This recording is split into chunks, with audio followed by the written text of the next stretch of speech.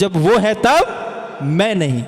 तो जब तक हम ये सोच लें कि जब उस पूर्णता से जुड़ना है, तो जो अपूर्णता को हम पूर्णता मान के बैठे हैं, उसको मानने में वो पूर्णतः स्वतंत्रता देता है हमें कि हम कुछ भी माने। लेकिन उसकी स्वतंत्रता का हम दुरुपयोग कब तक करेंगे? जन्मों जन्मों से करते आए हैं, जन्मों की श्रृंखला अटूट है।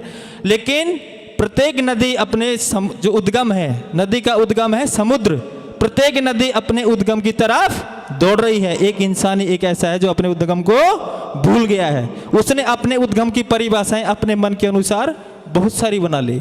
किसी ने अपने उद्गम को मान लिया पद, कि जब तक मैं फलाने पद पे नहीं पहुंचूं तब तक मैं श्वास नहीं लूंगा जी भर के।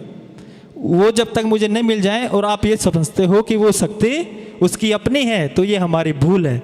वो शक्ति उस आदमी की नहीं है, वो पद की है। उसी आदमी जब पद से उतर जाता है तो उसके चेहरे की आभा देखो, कीर्ति देखो, उसका भूमंडल ऐसे कोमला जाता है जैसे कि पतझड़ आते ही पत्ते अपने पेड़ से दूर हो जाते हैं। तो उसकी पद की है वो शक्ति, उस आदमी की शक्ति कोई भी नहीं है। तो हमने अपने जो पूर्णता है उसको अपूर्णताओं में खोज लिया है। यही आदमी की सबसे बड़ा दुर्भाग्य है, यही सबसे बड़ी उसकी विडंबना है कि हम पाना तो बहुत कुछ चाहते हैं, लेकिन पाने के बाद पाने से पहले उसमें तृप्ति बहुत मिलती है, लेकिन पाने के बावजूद भी अगर वही चीज हमें तृप्ति दे तो समझ लो कि वो ठीक है, वो हमको श्रेयस की तरफ बढ़ा सकती है। लेकिन अगर पाते ही उसका हमारी तरफ कोई आकर्षण न हो, विकर्षण भले आ जाए, आकर्षण न लाए, हमें संतुष्टि न लाए, एक पलक भी हमें उसमें शांति ना हो, चैन ना हो, तो समझ लो कि वो हमारे लिए श्रेयस्कर नहीं है। वो आत्मा का भोजन नहीं बन सकता। और पेट का भोजन भी कुछ समय के लिए बन सकता है, अधिक समय के लिए नहीं बन सकता। क्योंकि ये जो समय है हमने इसको काल के रूप में, खंड खंड के रूप में विभाजित कर रखा है, लेकिन समय है वो कभी अखंड नहीं हो सकता। आदमी की उम्र है 100 वर्ष, तो उसको उतने से ही परिचित हो पाता है 100 वर्ष से। लेकिन ये काल अनंत है, अनंत है। कितना गुजर गया कोई पता नहीं, कोई था नहीं, कोई छोर नहीं, कोई उसका निशान नहीं, कोई अंत नहीं। और कितना अभी बाकी है उसका हमें कोई पता नहीं। संसार बनते हैं, ब्रह्मांड बनते हैं, जिसको आप गैलेक्सी कहते हैं, आकाश गंगा कहते हैं। उसके अंदर हमारा जो ब्रह्मांड है, उसके अंदर सैकड़ों ब्रह्मांड है, करोड़ों ब्रह्मांड है, अखंड ब्रह्मांड है। और हम तो केवल उसके अनुसार देखें तो इस धरती का, जिसके अंदर तिनके के कोई स्थान नहीं है, और उसमें हमारा भारत, जिसके लिए हम सब कुछ करने के लिए तैयार हैं, लेकिन अपने लिए कुछ भी करने के लिए तैयार नहीं है। और विडंबना तभी शुरू होती है कि देश के लिए, इस देश के लिए अगर मरने की बारी आए, तो मुझे शायद यहाँ बोलना उचित है या नहीं है, लेकिन फिर भी हिम्मत करता हूँ कि मरने के लिए बहुत कुछ तैयार हो जाएंगे। कहेंगे कि आज देश के ऊपर संकट आ रहा है, कौन योद्धा है, कौन जवान है, कौन युवा है जो इस देश के लिए मर सकता है। तो मैं नहीं समझता कि कोई भी युवा अपने आप को पीछे छोड़ेगा। वो भी सोचेगा कि एक दिन तो मुझे मरना है। लेकिन ये सुनी सुनाई बात है उसको ये पता नहीं कि मैं मरूंगा, क्योंकि परमात्मा ने उससे एक ही बात कह रखी है जब भेजा यहाँ पे मृत्यु लोक में, कि सब लोग मरेंगे, केवल तू ही नहीं मरेगा। सभी के साथ बुरा होगा, लेकिन तेरे लिए बुरा नहीं होगा। तो तू उसको सहन कर लेना, कल अच्छा भी होगा। तो ये सभी के अंदर, हमारे अंदर खोपड़ी में डाली हुई है। ये भ्रम है यार, इसी भ्रम में हम जन्मों जन्मों को आहूत कर देते हैं। तो ऐसा फिर वो युवा अपने देश के लिए मरने के लिए तैयार हो जाता है। लेकिन आज मैं आपसे ये पूछना चाहता हूं कि कितने युवा हैं जो देश के लिए जी सकते हैं, जो जल में तो रहें लेकिन कमल की तरह रहें, उन्नति तो करें लेकिन उन साधनों को न अपनाएं जिससे कि हमारा आचरण डिगता हो, कि हम भ्रष्टाचार के अंग न बने, हम उस उन्नति को अपनाए नहीं जिससे कि दुनिया कैसी हो जाए, जिसमें रहना दुभर हो जाए। तो मैं अपने हित के लिए दूसरे का हित को अगर मैं तिरस्कार कर रहा हूँ, उसको अपहरण कर रहा हूँ, उसको आगृहित कर रहा हूँ, उसको छीन रहा हूँ, तो मुझे अगर मानव कहलाने का तभी हक है कि मैं उस चीज़ को देख पाऊँ कि जो मैं संग्रह कर रहा हूँ उससे किसी दूसरे का हिस्सा तो नहीं छीन रहा। तो युवा वही है जो मरने के लिए तो तैयार हो, समय स्थिति पे राष्ट्र के नाते उसका धर्म है कि वो ठीक है, जान भी दे दे, जिस धरती माता पे वो पैदा हुआ उसके ऊपर कोई संकट आए तो मर भी जाए, ठीक है, लेकिन मैं दूसरी बात करता हूं आपसे, मरने की नौबत नहीं आएगी अगर उसने देश के लिए जीना सीख लिया। अगर वो अपने हित के लिए, केवल अपने हित के लिए, अपने पेट को भरने के लिए अगर दूसरे को निवाले को छीनता जा रहा है, अपने पद को पाने के लिए भ्रष्ट आचरण कर रहा है। भ्रष्टाचार का मतलब यही है कि जिसका भ्रष्ट आचरण है, जो तुच्छ चीज को पाने के लिए अपना जो मान है, ईमान है, इबादत है, उसको न्योछावर कर रहा है। और किस चीज को पाने के लिए जो आज है कल वो नहीं रहेगी, पता नहीं मेरे पास भी नहीं रहे, कल किसी के पास ना रहे। जिस हम इस धरती पे खड़े हुए हैं तो ऐसे बताते हैं कि यहाँ पे एक एक इंसान के नीचे 10-10 कब्र हैं। जहाँ पे भी आप बैठे हैं, इतनी पुरानी हमारी सृष्टि है कि एक एक इंसान के पैरों तले, कदमों तले 10-10 कब्र हैं। लेकिन वो सब आए और चले गए, पृथ्वी के लड़े और पृथ्वी के लिए मर गए, लेकिन पृथ्वी अपनी जगह पे आज भी वैसे ही अड़िग है, अवस्थित है।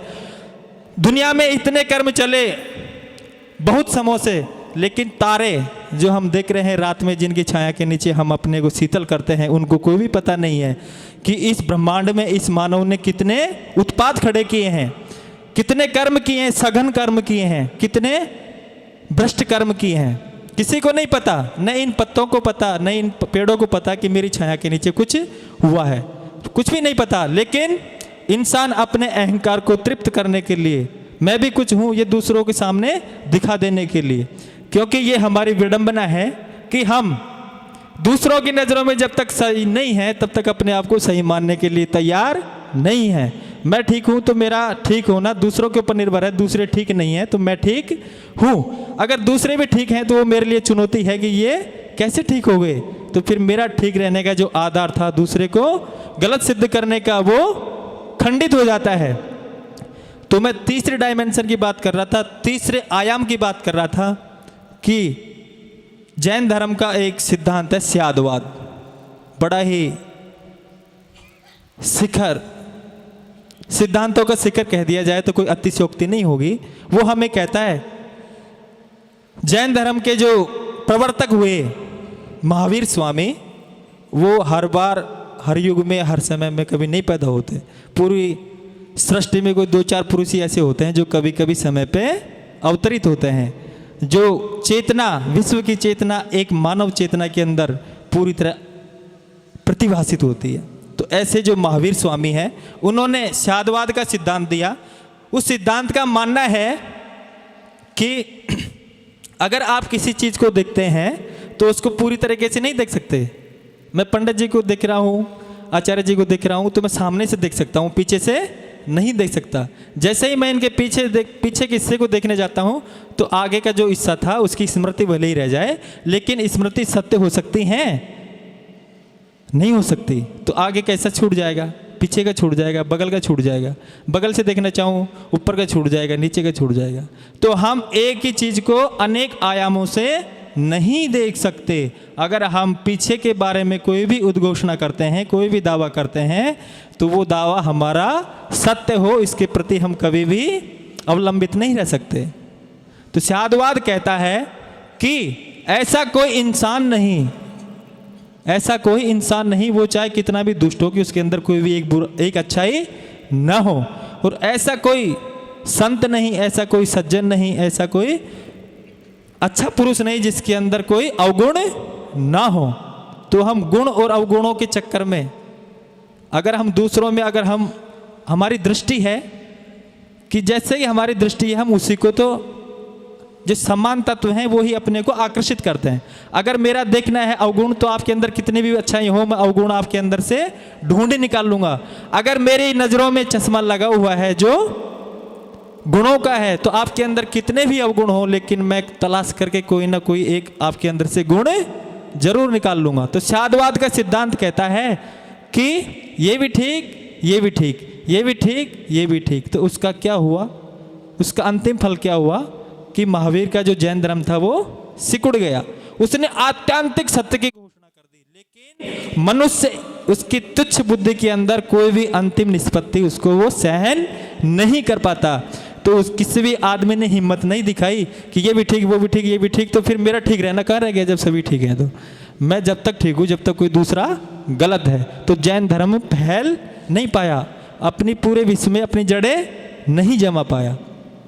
तो तीसरे आयाम की बात मैं कर रहा था कि जो धर्म है वो हमें कहता है कि वो चीज़ कि आप क्या कर रहे हैं उसके लिए आप हमेशा अपने तुलना कर लो, अपना मानदंड कर लो कि जो मैं कर रहा हूँ उससे क्या मुझे श्रेयस मिलेगा, क्या मुझे जीवन की सार्थकता उससे सफल हो पाएगी, क्या वही कर्म मुझे परमात्मा तक पहुँचा पाएगा, इतनी जो अज्ञात की यात्रा है वो मुझे उतना साहस वो कर्म दे पाएगा।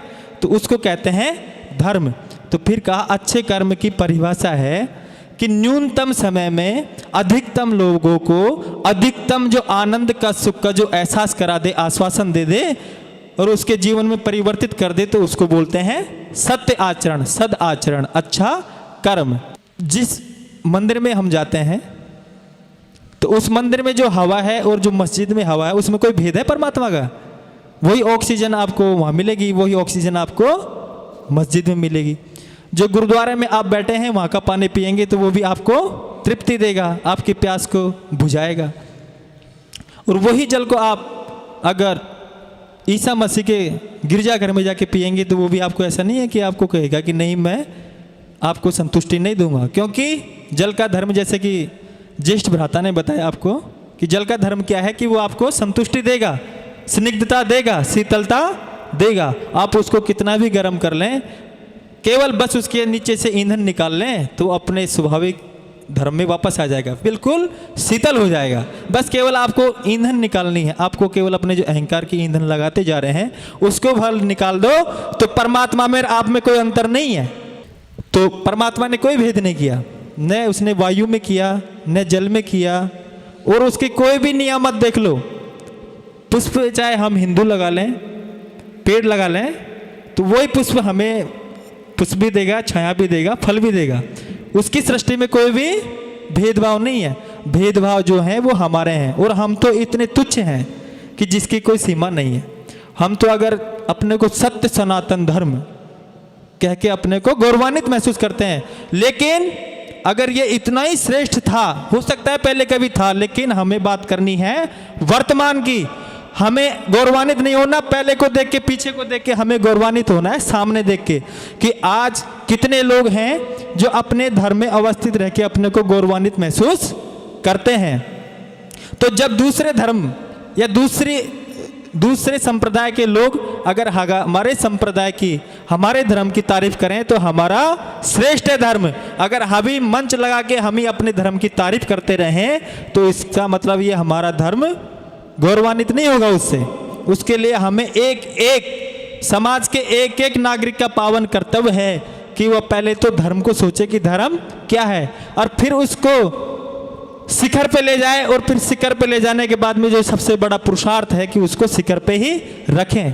क्योंकि शिखर पे ले जाने का तो परिवार का एक मुखिया है, वो परिवार को समाज के सामने प्रतिष्ठित कर सकता है, उसमें अकेले का हाथ है, लेकिन उस प्रतिष्ठा को बनाए रखने के लिए पूरे परिवार के एक एक सदस्य का हाथ है। अगर कोई भी एक सदस्य छोटा हो बड़ा हो, चाहे उसकी कैसी भी गरिमा हो उसमें परिवार में, लेकिन उसने अगर ऐसा आचरण किया तो पूरे समाज की जो इज्जत थी, जो अस्मिता थी, जो मान था, जो मर्यादा थी, वो खत्म हो जाती है। फिर उसको वापस हम नहीं ला सकते, समय के साथ ही वो काल का ग्रास बन जाती है। ऐसे ही जो हमारा सत्य सनातन धर्म है, उसकी जो मानव होने के नाते क्या उपादेयता हो सकती है, क्या परिभाषा हो सकती है, क्या उसको संवर्धित करने का, उसको फलाने का, फुलाने का हमारी तरफ से क्या आहूत हम कर सकते हैं। क्योंकि ये जो प्लेटेनियम जिस पे हम रहते हैं, ये उपग्रह या पृथ्वी है, तो इसमें जो आने वाले जो वंशज हैं, जो हमारे आगे आने वाली जो पीढ़ियां हैं, वो पूछेंगी कि मेरे पूर्वजों ने यहाँ पे अवतार लिया, वो यहाँ पे आए थे। अवतार मतलब परमात्मा ने उनको भेजा था अवतरित करके, तो उन्होंने इस धरती को गंदा किया या साफ किया, वो हमसे जवाब मांगेंगे। तो हमको एक एक को ये सोचना है कि इस धरती से जो हम प्राण ले रहे हैं, अन्न के अनुसार हम अपने प्राणों को शक्तिवान बना रहे हैं, तो उसके बदले में हमने इसके लिए क्या किया। अगर हमने इसकी सेवा की तो इसका मतलब है, सेवा का मतलब ये नहीं कि अगरबत्ती की इसकी धरती माता की एक कोई तस्वीर बना ली। सेवा का मतलब कि हमने अपने को ऐसा बनाया जो इसकी सफाई करे। इसके अंदर जो कुरीतियाँ आ गई हैं, जो समय के साथ कुछ बुराइयाँ आ गई हैं, उन बुराइयों को मैंने दूसरों से आह्वान नहीं किया, क्योंकि अगर जो दूसरे को सुधारने में लग गया वो कभी भी सफल नहीं होगा। हम अपने आप को ही सुधार लें, अपने आप को ही योग्य बना लें, पात्र बना लें, दीपक बना लें, अपने अंदर की जो ज्योति है परमात्मा की उसको जगा लें, तो हो सकता है कि उस ज्योति को देखकर जो और बुझी हुई ज्योति है वो भी अपने को जलाने के लिए आंदोलित हो जाए अंदर से। लेकिन हम कैसे प्राणी हैं, हम दूसरे के ऊपर हमारी पूरी नज़र है कि दूसरा क्या कर रहा है।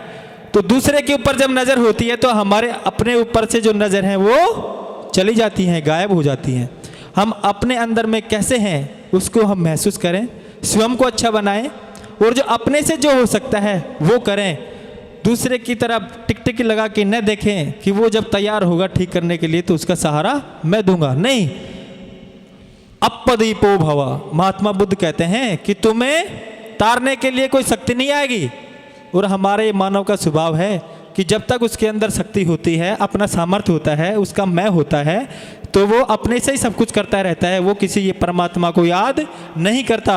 लेकिन जब वह विवश हो जाता है, अपनी शक्ति का जब उसके ऊपर भरोसा नहीं होता, शक्तिहीन जब आपको महसूस करता है, तो वो परमात्मा को बड़ी मंद आवाज में परमात्मा को पुकारता है और जो अदृश्य शक्ति है उसका आह्वान करता है। लेकिन परमात्मा हमारे संपूर्ण कृत्य को देखते हैं, एक कृत्य को नहीं देखते, क्योंकि परमात्मा का जो हमारा संबंध है वो भावनाओं से भी है। ऐसा नहीं कि पाप हमें उसे लगेगा जो हम कर रहे हैं, पाप हमें उसका भी लगेगा जो हम पाप के बारे में सोच रहे हैं। सोचा बहुत, लेकिन ऐसी परिस्थिति नहीं बन पाई कि हम उसको कार्य रूप में परिणित कर पाए। चोर तो सभी हैं, ऐसे नहीं कि जिसने चोरी की वही चोर है, लेकिन जो चोरी करने के बारे में सोचता है वो भी चोरों की लाइन में लगा हुआ है। जिस दिन उसको भी अवसर आएगा, जब उसके अनुसार भी कोई वातावरण बनेगा, तो वो भी पीछे रहने वाला नहीं है। तो हम दूसरे के आह्वान न करें, दूसरे को न सोचें कि जब वो चलेगा तब मैं चलूँगा। अकेला चल, अपदीपो भव, स्वयं का दीपक स्वयं जलाओ।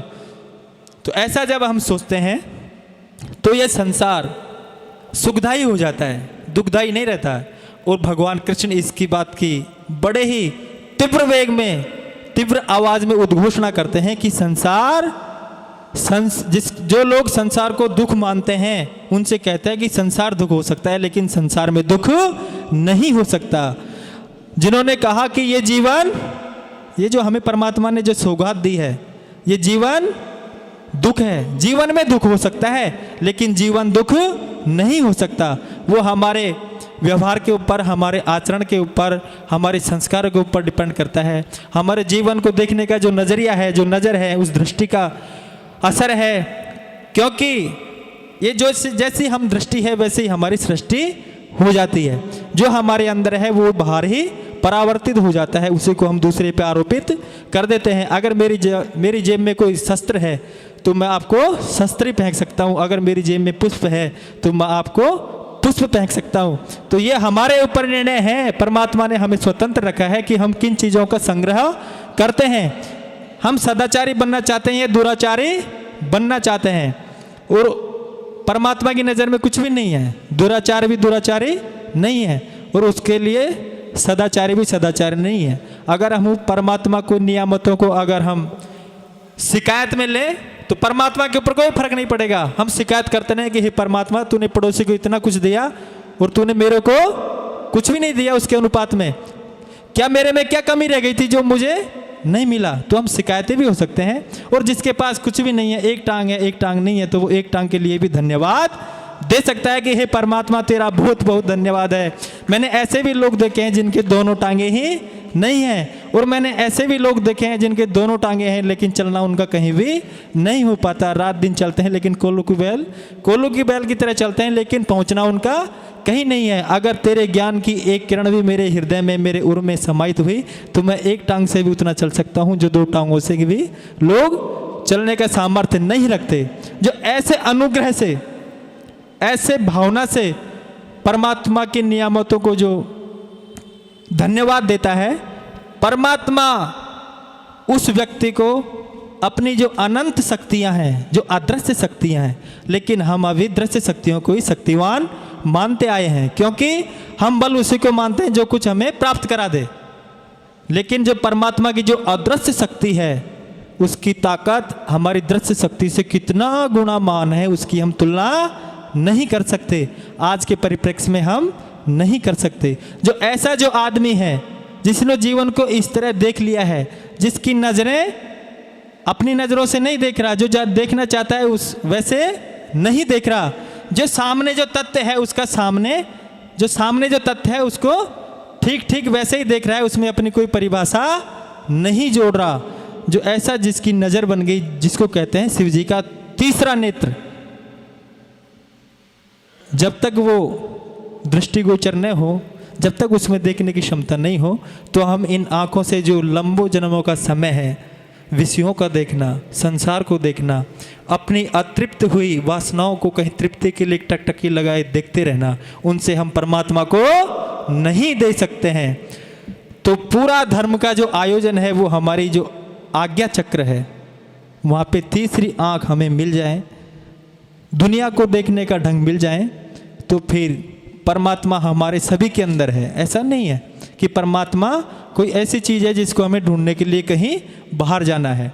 परमात्मा सभी के अंदर विराजमान है। एक छोटा सा दृष्टांत याद आता है, उसको मैं आपके सामने प्रस्तुत करना चाहूँगा कि जब ईश्वर ने सर्वप्रथम जब सृष्टि को बनाया, सभी को बना दिया, मनुष्य बना दिए, जीव जंतु बना दिए, पक्षी बना दिए, जल में रहने वाले जीव बना दिए, सब कुछ बना दिया। तो उसने कहा कि सबको बना दिया, लेकिन मैं कहाँ रहूँ? अभी तक मैंने इनको नहीं बनाया था, तो मैं बड़े आराम से कहीं भी रह सकता था, मुझे कोई दिक्कत नहीं थी। लेकिन अब एक यक्ष प्रश्न खड़ा हो गया मेरे सामने कि अब मैं कहाँ रहूँ?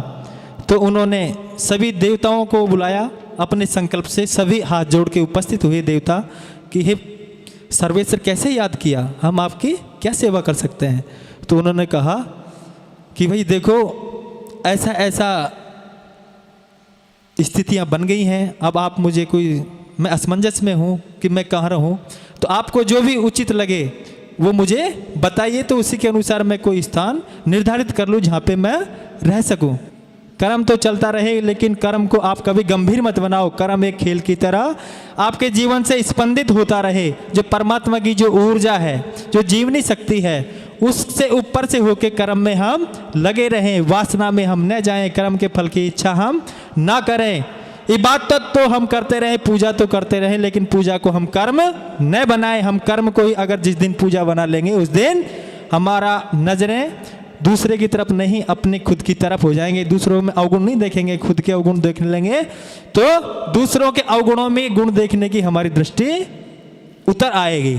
और कहते हैं कि जिस दिन इंसान ने धर्म को धंधा बनाया, तब से ही परमात्मा हमसे रूठा हुआ है। जिस दिन हम अपने धंधे को धर्म बना लेंगे, तो परमात्मा अपने बच्चे से जैसे माँ प्यार करती है, प्रेम करती है, तो उसकी परमात्मा की सभी नियामतें, पूरी कायनात आपके स्वागत के लिए आतुर होगी। उसकी पूरी शक्ति आपके सद्कर्मों में सहयोग के रूप में चलेगी, और आपका एक एक सद्कर्म दूसरे सद्कर्म को लाने का आह्वान करता हुआ जाएगा। असंख्य श्रृंखला बन जाएगी सद्कर्मों की। तो फिर यहीं स्वर्ग है, यहीं गोधाम है, यहीं साकेत है, यहीं सब कुछ है। लेकिन जो अंतर पैदा किया है वो हम स्वयं ने किया है, क्योंकि यहाँ स्वर्ग हमें दिखाई नहीं देता, यहाँ हमें नरक दिखाई देता है, क्योंकि हमने अपने हाथों से ही नरक बनाया हुआ है। तो हम आकाश में किसी स्वर्ग की ओर टकटकी लगा के देखते हैं कि किसी दिन इस नरक से पीछा छूट जाए तो मैं उस स्वर्ग का अधिकारी बन जाऊं। लेकिन यह बात बड़े ध्यानपूर्वक हमें मनन करना चाहिए, चिंतन करना चाहिए कि एक एक आदमी अपने स्वर्ग के साथ पैदा होता है, अपने स्वर्ग का जीवन में निर्माण करता है, और वैसे ही अपने जीवन में अपने नरक का भी निर्माण वो स्वयं करता है। ऐसे नहीं कि यहाँ से जब जाएगा तो किसी परम पद पे पहुँच जाएगा। वो जहाँ से यहाँ पे जो अर्जित करता है संस्कार, क्योंकि ये जो शब्द है ये मिटता नहीं है, इसकी सत्ता कभी मिटती नहीं है। ये अदृश्य है, लेकिन अदृश्य की ही दृश्य से अधिक शक्ति है। तो शब्द यानी ज्ञान, शब्द यानी जो हमने आचरण किया, जो हमने दूसरों से सीखा, जिसको हमने अपना मैं माना, जिसके लिए हमने अपने को आहूत किया वो। तो एक बहन कल पूछ रही थी कि मरने के बाद इंसान का क्या होता है, तो उसके बारे में आप थोड़ा सा प्रकाश डालिए। तो मैं उस बारे में थोड़ी अंतिम चर्चा करना चाहूँगा आपसे कि उसका क्या होता है जो मर जाता है। लेकिन हम इस चीज़ को नहीं सोच पाते कि मरना जीवन के बाद होता है। ऐसा नहीं कि परमात्मा मरने के लिए भेजता है हमें यहाँ, लेकिन फिर भी हम मरते रहते हैं, पल पल मरते रहते हैं, क्षण क्षण मरते रहते हैं। जिसको हम जीवन कह रहे हैं, ये बिना सदगुरु की कृपा के, जब वो बता दे कि जीवन क्या है। और मैं आज आपके सामने गुरु की तीसरी डायमेंशन देना चाहता हूँ कि उसकी ठीक ठीक परिभाषा क्या हो सकती है। गुरु कौन है, सच्चा गुरु कौन है। ऐसा नहीं कि गुरु तो जैसे हम जिस चीज़ की ज़रूरत महसूस करते हैं उसको व्यापारी तो बहुत मिल जाते हैं बांटने वाले, लेकिन सच्चा सदगुरु कौन है। क्योंकि गुरु ऐसा नहीं है कि वो जन्म से ही गुरु हुआ, कभी वो हमारा जैसा उन्होंने सामान्य जीवन भी जिया, और उस सामान्य जीवन के जो अंदर जो त्रुटियाँ थी, जो विडंबना थी, जो मनुष्य का दुर्भाग्य था, उसको उन्होंने अपनी आंखों से उसको देख लिया कि यहाँ पे कुछ भी नहीं पाया जा सकता। क्योंकि जो पाने का जो केंद्र है, अगर वो ही कलुषित हो, वो ही स्थिर ना हो, वो ही रुका न हो, उसमें शांति ना हो, तो हम बाहर से कुछ भी पालें तो हम शांति को उपलब्ध नहीं हो सकते। बाहर कितनी भी अशांति हो, कितना भी सघन कर्म हो, लेकिन अगर हमारे अंतस में जो मुख्य केंद्र है, अगर वो स्थिर हो गया, वो शांत हो गया, तो बाहर कितना भी कुछ चलते रहें हम व्यस्त होंगे, लेकिन अस्त व्यस्त हम कभी भी नहीं होंगे। और व्यस्त होना बुरा नहीं है, बुरा केवल अस्त व्यस्त होना है। तो ये जो सदगुरु कौन है, सच्चा गुरु कौन है, कि जिन्होंने जीवन को दोनों आयामों से देखा है।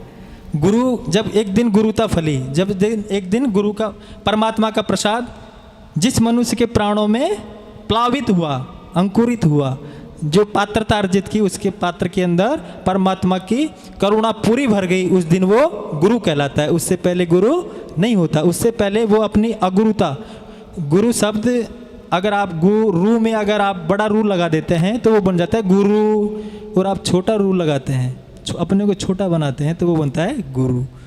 तो गुरु यानी हमारे जो श्रद्धा का केंद्र है, और गुरु यानी भार। अगर आपने बड़ा रू लगाया तो इसका मतलब हो गया भार।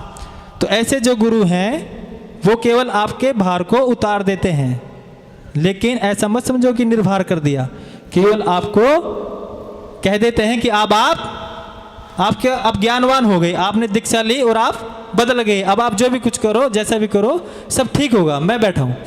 लेकिन नहीं, वजन वो निर्भर गुरु कौन करेगा, जो खुद स्वयं निर्भर हो गया, जिसने अद्वित जीवन की जो अद्वितता है उसके अंदर अपने अंदर पाली है, तो वो जीवन को दोनों आयामों से देखता है।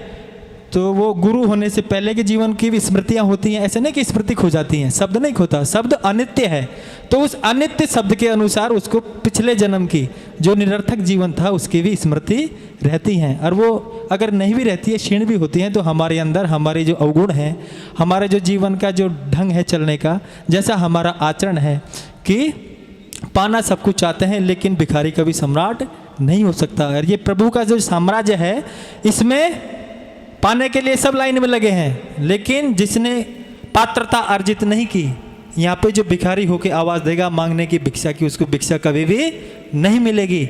और जो अपने को आहूत कर देगा, सम्राट की तरह जो वहाँ पे जाके खड़ा हो जाएगा, पात्रता अर्जित कर लेगा, अपनी झोली को अगर तंग रखी तो प्रभु का प्रसाद तो अहरनिश बह रहा है, लेकिन वो उससे छिटक के पृथ्वी पे गिर जाएगा, उसका हमें फल, उसको हम प्लावित नहीं कर सकते, उससे हम अपनी आत्मा की शांति नहीं कर सकते।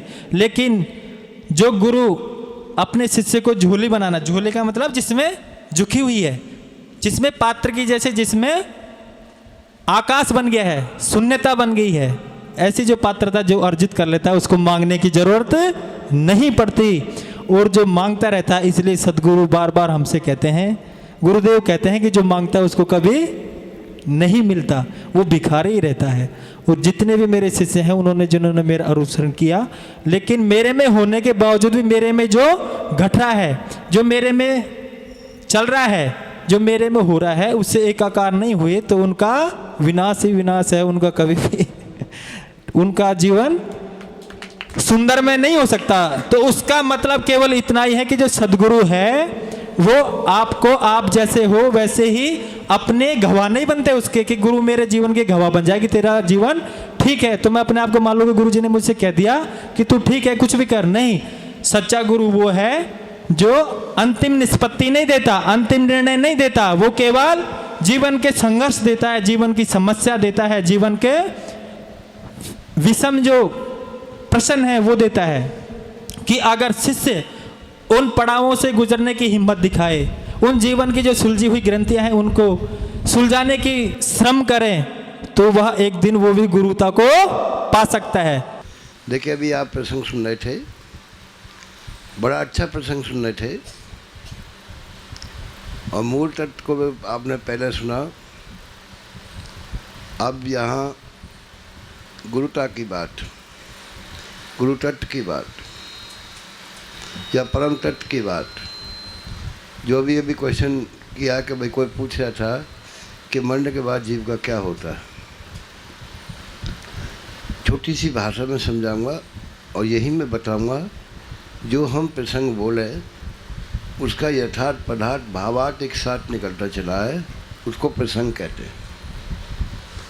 जिस शब्द का यथार्थ पदार्थ भावार्थ निकलता चला है उसको प्रसंग कहते हैं, जिसकी प्रसंगता में हमको किसी का उदाहरण बार बार ना देना पड़े कि उदाहरण उदाहरण उदाहरण उदाहरण, तो फिर वो जो प्रसंग है वो मिट जाता है, समझ में नहीं आएगा किसी को समझ में नहीं आएगा। फिर नंबर 1, नंबर 2, नंबर 3, ये गुरुता कहीं भी आजमा लो, जितने बड़े भी ब्रह्मांड के अंदर में पिंड हैं, एक दूसरे का गुरुता से जुड़ा हुआ है। जैसे हाँ गुरुता नंबर 1। इसी प्रकार हमारा शरीर में जितने भी अंड पिंड हैं, कोशिकाएं हैं, वो एक दूसरे से गुरुता से जुड़ी है, गुरु तत्व से जुड़ी है, गुरु मैग्नेट से जुड़ी है। तो ये तो प्रक्रिया हमारी ब्रह्मांड से हमारे शरीर की जुड़ी हुई है। अब आता है जीव इसमें आकरने के बाद में, है ना, उसकी मृत्यु के बाद में क्या होता है, जन्म में क्या होता है, ये रहस्य कि जो इंसान, जो मनुष्य इस शरीर में आकर के ये जान लेता है, जा पर कृपा राम की हुई ता पर कृपा करे सब कोई। अगर राम की कृपा हो जाए,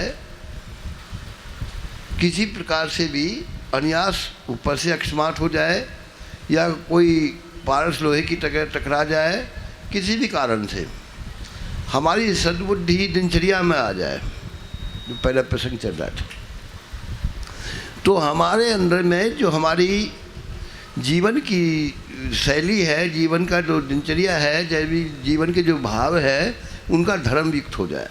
नंबर 3। नंबर 4 कि इस मनुष्य शरीर पाकर के, यानी शरीर को पाकर के व्यक्ति अपने अंदर में होने वाली प्रक्रियाओं को, इस गुरु तत्व को जानता चला जाए और जीव जो कोशिकाओं में बसा हुआ है, ये नहीं कि हमारे वीर्य में ही जीव है, कीटाणु है, कि एक का अनेक भाव है। नंबर 4। नंबर 5, वह अपने को स्थिर नाभि कोश, क्योंकि ये शरीर नाभि से जन्म लेता है, तो नाभि कोश के अंदर में ही पूर्ण मन की उत्पत्ति, जो 6ठा 7वां बताया गया है, मन की उत्पत्ति जो निर्माण होता है वो नाभि कोश में होता है। क्योंकि आँखों से चित्त जाता है, कान से शब्द जाते हैं, रूप रस गंध स्पर्श होकर, उसको हम कुंडली बोलते हैं। हमें कुछ करने की आवश्यकता नहीं है, किसी भी योग से जाओ, भोग से जाओ, ध्यान लगा के जाओ, कैसे भी जाओ, है ना। ज्ञान तो हर प्रकार का, कोई ना कोई, कलावान तो सभी हैं, कलावान सब हैं, कोई ऐसा नहीं है जीव जंतु पेड़ पौधा जो कलावान ना हो, जिसके अंदर में गुरु तत्व जो है ना जगाता हो। और जो भी कर्म हो रहा है वो सब जगह सख्त हो रहा है, चाहे मार काट हो रही है, चाहे अत्याचार हो रहा है, चाहे व्यभिचार हो रहा है। क्योंकि ये प्रकृति का स्वभाव है कि कोई चीज़ जल्दी सड़ जाती है, सड़ के वो भी काम फसल के आती है। दुरुपयोग किसी का नहीं हो रहा, सब अपने कर्म गति को।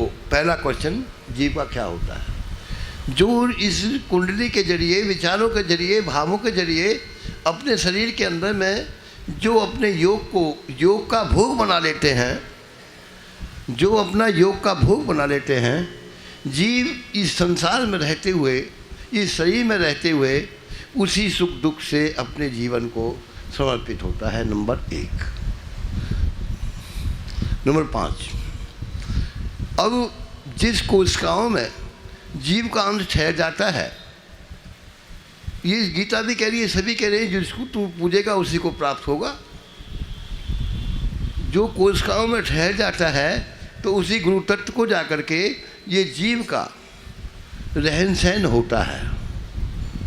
कि जो तमोगुण में ठहर जाता है तो वह अनिष्ट की दिनचर्याओं में, जिसे हम भूत कहते हैं, प्रेत कहते हैं, किसी भी ब्रह्मांड की कोशिकाओं में, ब्रह्मांड के पिंड में वह ठहर करके, वह जब तक उसका जितना मार्ग रह गया है, जिसकी साधना रह गई है, जितनी साधना, हाँ साधना, जैसे तुमने बहन का कर्तव्य नहीं किया, वो छूट गया, तो बहन की साधना का जो आदान प्रदान होने का धर्म था वहाँ रह गया, माँ का रह गया, बाप का रह गया, उसको हम पितृ दोष कहते हैं, है ना। तो वो पितृ को प्राप्त होकर के